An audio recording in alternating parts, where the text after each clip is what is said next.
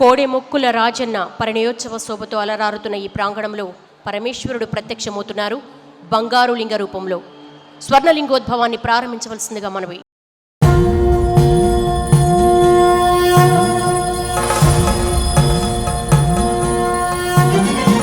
బ్రహ్మమురారి సురార్చితలింగం నిర్మల భాసిత శోభితలింగం జన్మజ దుఃఖ వినాశకలింగం తత్ప్రణమామి సదా శివలింగం దేవముని ప్రవరార్చితలింగం కామదహన కరుణాకరలింగం రావణ దర్ప వినాశనలింగం తత్ప్రణమామి సదా శివలింగం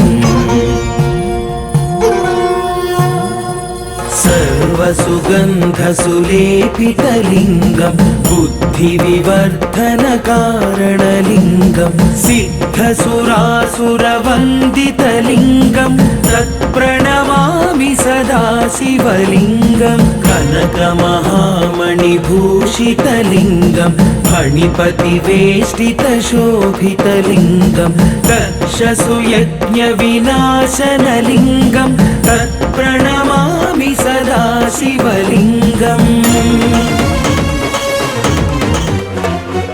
कुङ्कुमचन्दनलेपितलिङ्गं पङ्कजहार सुशोभितलिङ्गम् सञ्चितपापविनाशनलिङ्गं तत्प्रणमामि सदा शिवलिङ्गं देवगणार्चितसेवितलिङ्गं भावैर्भक्तिभिरेव च लिङ्गं दिनकरकोटिप्रभाकरलिङ्गं तत्प्रणमामि सदा शिवलिङ्गम्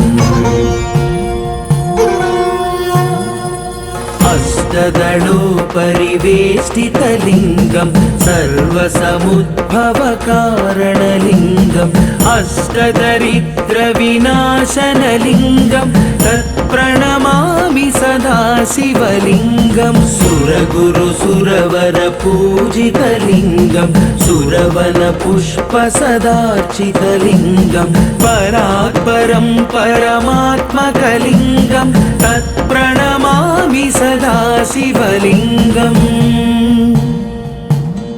लिङ्गाष्टकमिदं पुण्यं यः पठेत् शिवसन्निधौ शिवलोकमवाप्नोति शिवेन सह मोदते शिवेन सह मोदते।